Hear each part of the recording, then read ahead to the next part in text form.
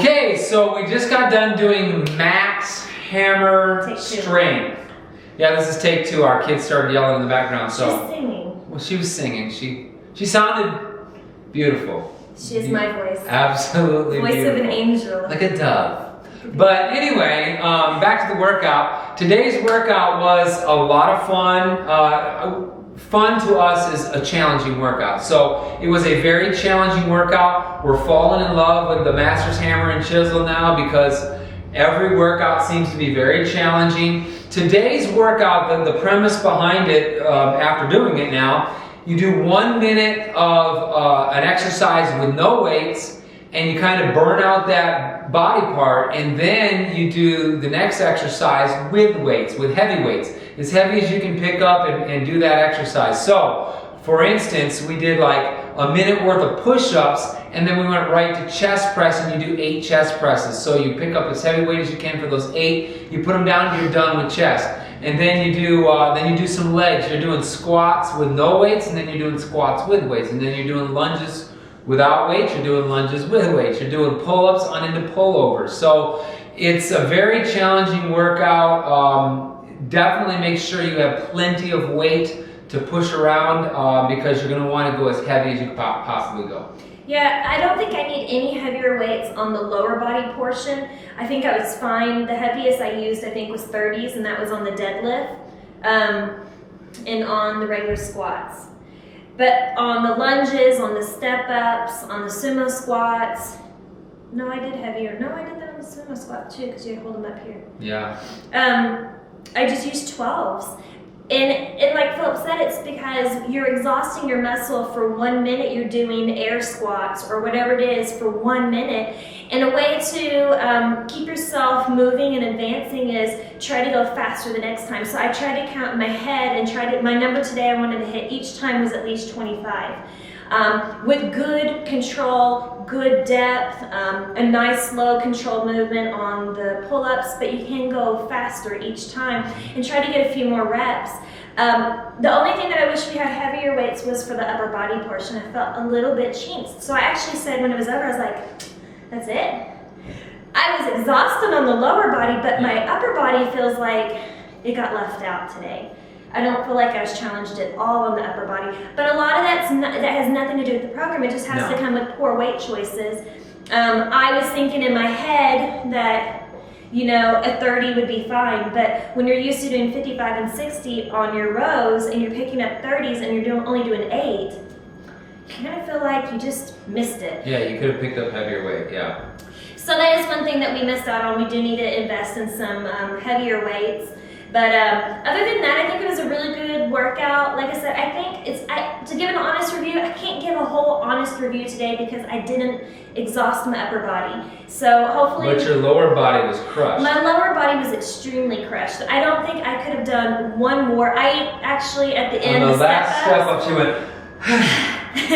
And I even stood there for a minute going, I don't even want to get down. Yeah, she stayed on the bench. I stood there, I had to reflect on making myself, like, have you ever done that where you literally have to tell yourself to do something? I literally was like, Casey, get off the bench. Get down. Yeah. Casey, step off the bench. So Philip's putting his weights up and I'm still just like, I'll just pose for the camera. So I was just like,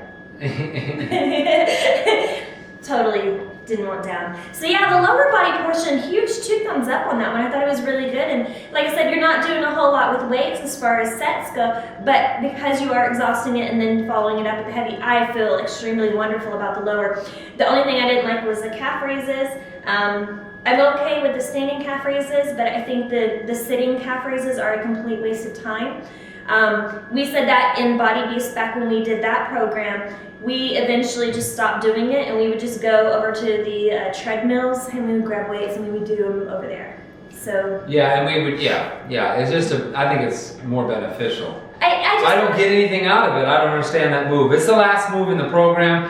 Like she said, you do it during Body Beast too, and I don't care how heavy a weights I put on my knees. I don't know. So the whole thought process behind it is, if you go to certain gyms that are made for muscles, and made for hardcore weightlifting. They do have a seated calf raise system.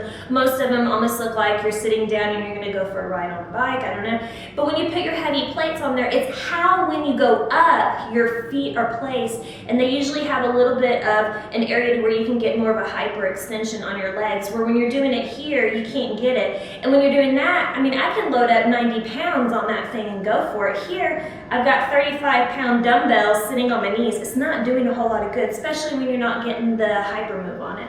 So, I don't know.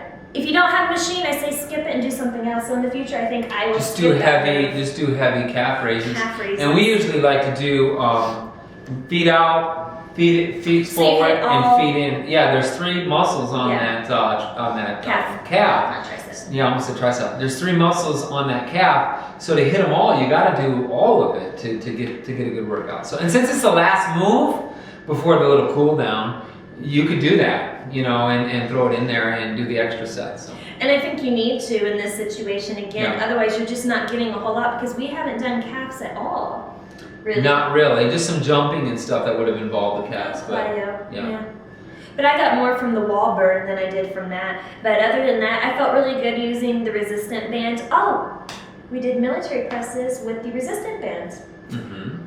I hurt my arms on that. I stopped because of that. And then I looked over and saw Philip, and he was actually smart, and he put it behind you. Yeah. So I was trying to stand with it right up underneath me and then going up into it. And then the straps, were they hitting you behind here? No, right here on my biceps, man. It was scratching. I felt like by the time I got through, I was going to look like somebody tried to saw my arm off. So if you take your foot and put it in the thing and push your foot back, the bands come way over the top here, and then you can just kind of go right here, and it kind of stays behind you. Ever so often you'll bump your shoulder with it. But the only difference that I felt, because I did do that, the only difference I felt is when you do this, you're hitting more on the top towards the front of your shoulder. When it's behind you, because you're fighting it a little bit to keep it moving up because the weight's coming from behind you, you'll have a little bit more of your rear delts are going to be activated just a hair more in that form than it would if it was right under. But you get to keep your arms. So that's a win. Yeah, you don't have to get rid of your arms. That or like duct tape the crap out of the band so that they don't have to scratch you. I don't know. But I thought that was fun. I enjoyed that. Probably more than just the regular military press, because again, you do have, with the bands, you have to control it all the way. The arms are kind of shaking. Yes, you'll see the videos. My arms are going, they look like, I'm gonna fly somewhere. Yours didn't do that? I was watching myself, I can see my reflection in the TV. Probably did. I just didn't realize they were flapping that. Well, I have a TV and it acts kind of like a mirror. And so I find myself, I'm looking. Watching it? Yeah, I watch it because I'm big on, I need a mirror. Yourself? I do like watching myself. I need a mirror in my gym. I've said that. Oh. Hint, hint. That's the next purchase. The gym manager maybe will get me one if I'm really nice. We'll see. But anyway, so yeah, I saw my arm go. I didn't make that noise, but it was shaking pretty bad, trying to stabilize it. But other than that, it was a good workout. It was short. It felt like it was over before it even began.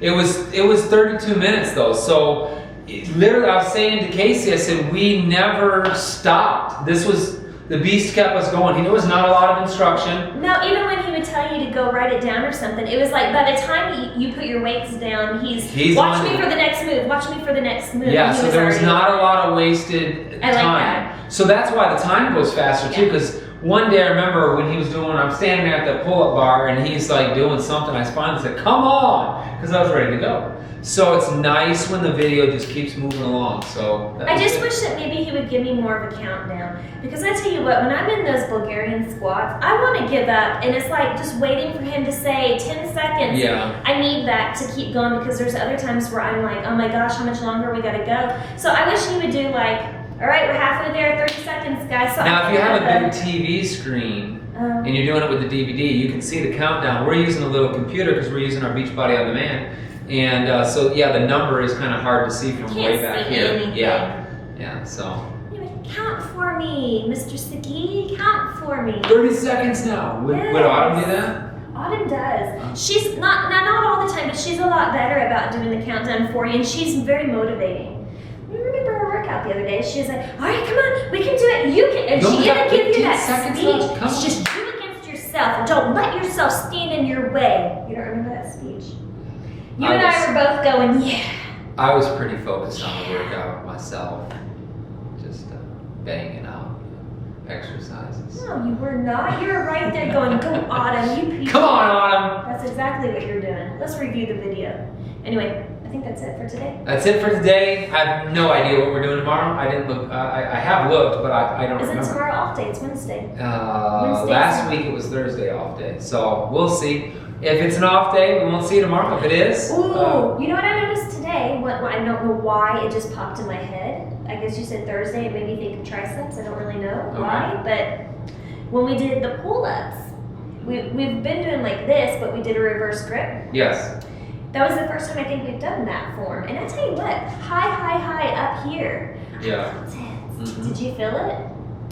I will tell you this. I did. We did overhand the first time, and was able to do like 23. I was using the pull-up assist band because you're doing so many of them again, and I don't want to have terrible form and be kipping up all over the place.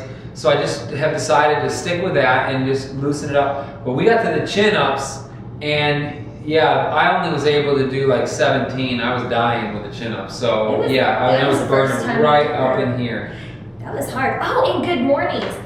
Fair warning, people. I gave Philip a warning before we even got. I was like, oh my gosh, you have to have hamstring mobility in order to do the good And I have a mornings. left hamstring that I pulled in basketball, and it has not completely healed yet. So I'm going to give you a little tip.